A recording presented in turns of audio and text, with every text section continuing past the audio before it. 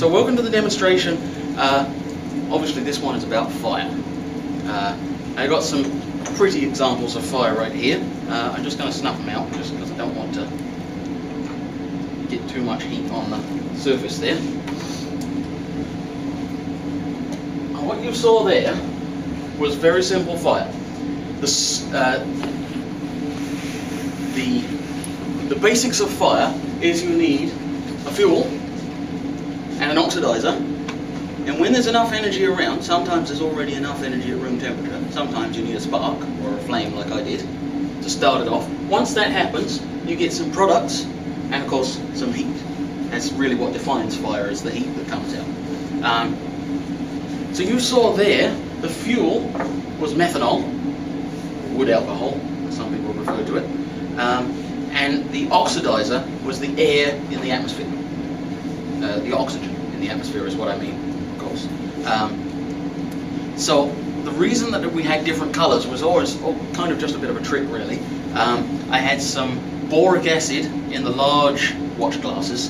Boric acid contains boron, and in the red watch glasses was strontium nitrate, which contains, of course, strontium. Now, when that heat is given off, this heat here, when that's given off, that goes into the atoms within these substances and pushes electrons away from the nucleus into high energy orbits. When that happens, they eventually relax back down to their ground state, which is where they usually hang out, and when they do that, they give off light. And it just so happens in boron and strontium, that light just happens to be light that we can see. And in the case of boron, it's green.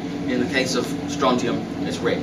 And you may have noticed just before the strontium ones turned red, there was a blue flame, and that was due to the methanol. It was before the strontium had got hot enough to do anything. So that's kind of the Fire 101. That's where we start. I'd like to give you an example, if I can, of an unusual fuel, something that wouldn't usually use as a fuel. Now, I went through several iterations here. I was going to do various different things, and they all turned out to be difficult to do and really quite awkward. So I ended up with choosing a cheesy as an unusual fuel. Oh, you'd be surprised, as I will just about show you. Now, this is potassium chlorate in here, which is going to be my source of oxygen, which will be the oxidizer. I need quite a lot of oxygen because I want to show you a real good fire, not just a real fire. So I'm just going to light this Bunsen.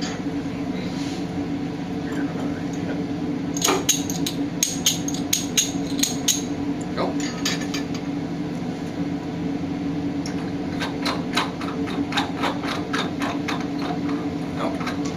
Get this this potassium chlorate nice and hot, hopefully not pointing at anyone. Don't say much for you, do it? Oh, yeah, it's pointing over there. So, first thing we'll see is it will melt, and after it melts, it'll start to bubble. And when it starts to bubble, that's it giving off oxygen. And it's the oxygen that I want to make this fire really good. Okay? So that's going to take just a few seconds, maybe a minute or two.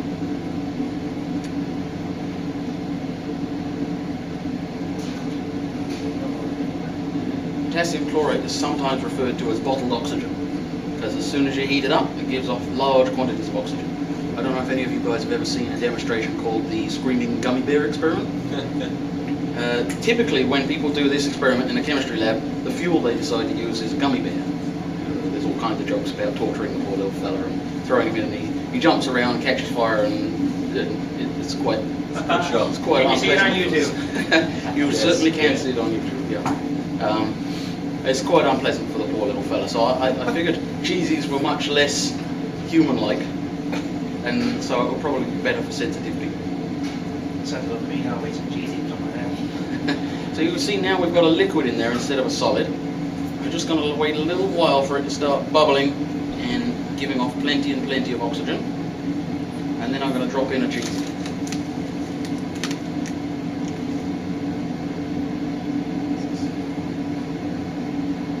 So everything's going out inside that there now? Yep. So if everyone's ready.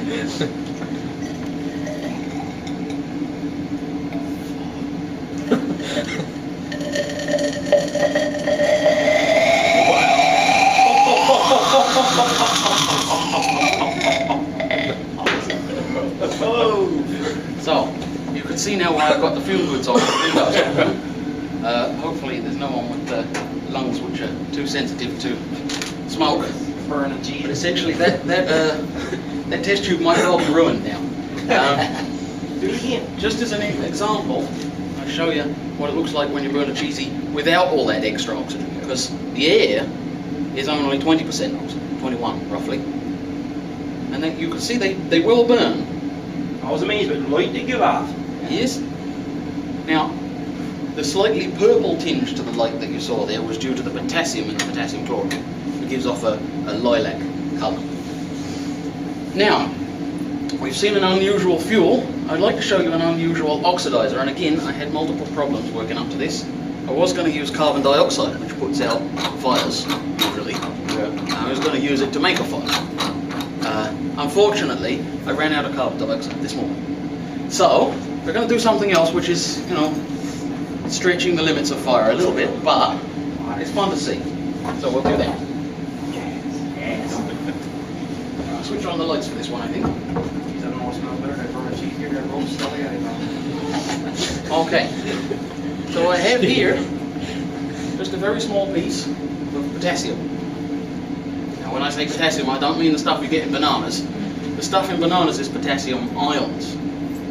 And they're fairly safe to have around. But this stuff, you don't want this before a workout. You don't want this anytime. This stuff is violent, and I'll show you why. I'm a little bit frightened of this stuff, to be honest. Yeah.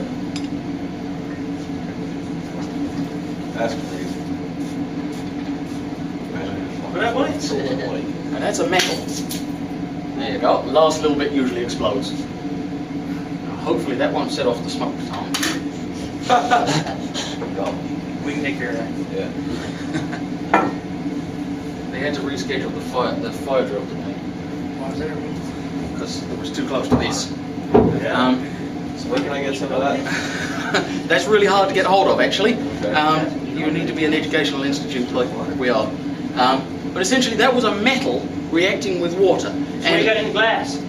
This is just water in here. There was another one. Oh, that was a little bit of cyclohexane just to wash off the oil that the potassium is stored underneath. So you just took that piece of potassium and threw it in the water and that's what happened? That's what happens, yeah. And the reason that that happens is that the potassium really, it's energetically favourable for it to become reduced, yeah. And the water is the oxidizer there. So it's very similar to a combustion in many ways, although I think a lot of people would probably say that was bending the truth a little bit to say it was a combustion. The flame that you saw was hydrogen, which is one of the byproducts of the reaction being burned. And again, you saw the purple because of the potassium. So, I've shown you an unusual fuel, an unusual oxidizer. I'd like to show you one more thing now, which is a combination of the two. So it's both an unusual fuel and an unusual oxidizer. I put this down, but I shouldn't have. This one definitely needs this one. Okay. Now, this demonstration is known as the barking dog. Fun sounding name until you actually see it happen. Then you realise why they called it that. Now, in the flask at the moment, I have some nitrous oxide, N2O, dinitrogen monoxide, and I'm just about to put in a few drops of carbon disulfide, which is going to be our fuel.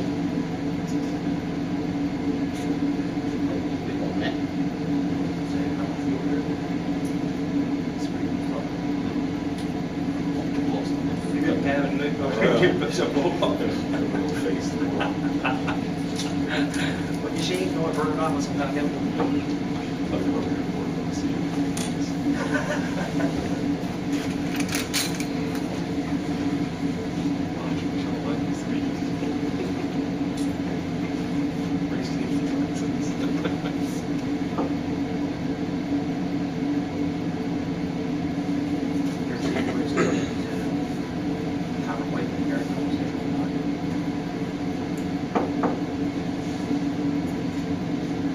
That should be enough in there now.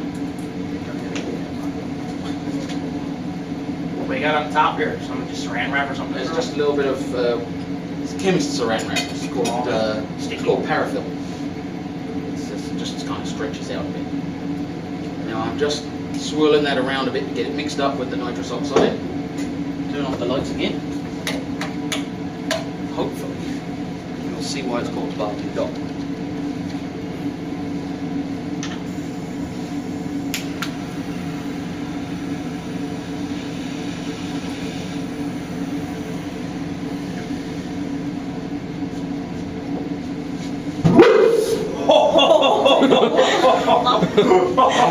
Thank you. Pretty good, wasn't it? That's one of the best ones I've ever seen. That one, that was really good. Wow. And as you can see, I'm going to put this straight to the fume hood actually. We're offline. Man, you don't know what you're missing, man. Okay, what? As you saw, that that tube was covered in a yellow powder. That yellow powder was the sulfur, which is the remains of the carbon disulfide that was the fuel of our reaction. And the oxidizer was N2O, which is nitrous oxide. Any of you who are interested in cars probably heard of nitro. Yeah. That's the same stuff, and it's a very good oxidizer. So you have that here too. Oh, we got that there. I'm not telling you where though. Well, we got I'll keys find every it. door anyway. Anyway, so that's all of the demonstrations I've got for you today, but I'm hoping to give you more as the term goes on, if my nerves will stand it.